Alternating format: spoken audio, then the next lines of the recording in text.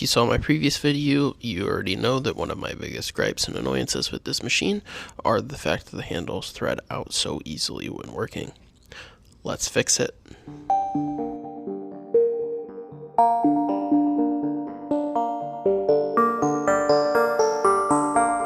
Alright, so the first thing we need to do is figure out what the thread pitch is on these handles.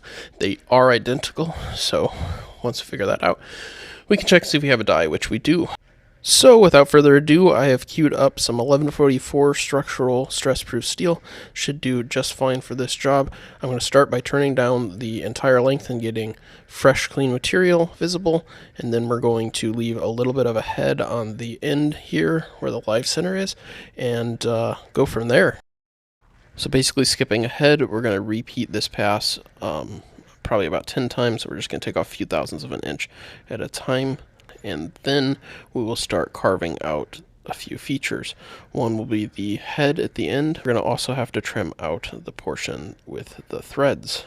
So basically I took the original handles that came with the lathe and put my caliper across the tops of the threads so I could figure out what the diameter was before the threads were cut. Once I did that, I locked the caliper down so we could keep that measurement basically stuck there, and what I'm doing is trimming down the rod to match that diameter, and then we'll cut the threads in with a die. But I forgot to record that whole piece, so here is me parting it off after already measuring and trimming down.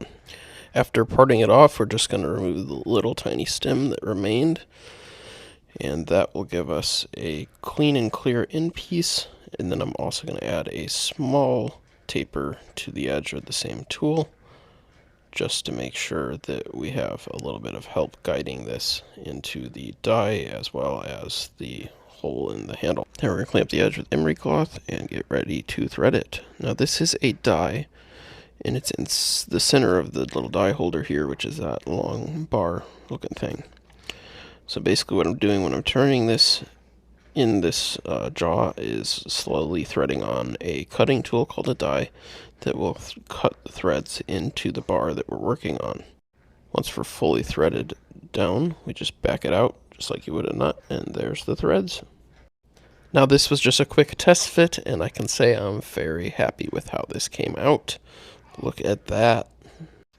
Next, I got our mill out and ready, and I began to cut a flathead slit in the top of this so we can tighten it down nice and firm.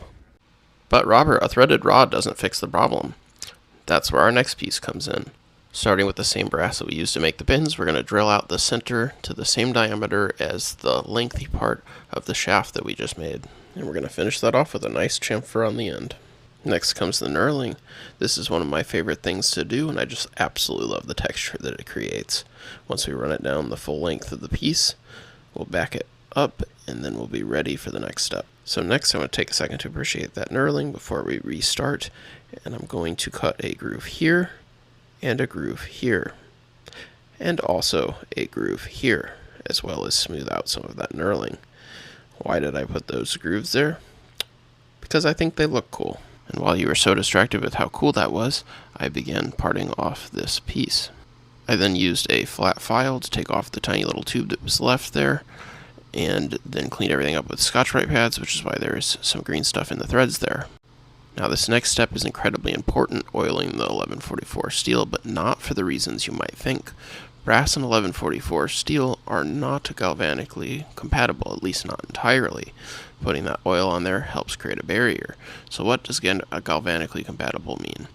Well, essentially, when you have two different metals, like carbon steel and brass, one of them is a little bit more hungry for electrons and basically speeds up oxidation of the other. This is worse in water, but it's still something that has to be considered. But just like that, we've got a new part that functions exactly as intended, smooth as butter, and beautiful to boot. Couldn't be happier with this project. Let me know what you think. Man, I'm just tickled pink about how this came out. Absolutely beautiful piece. But wait a minute, there's another. Stay tuned for the next video, and we're going to finish that one up.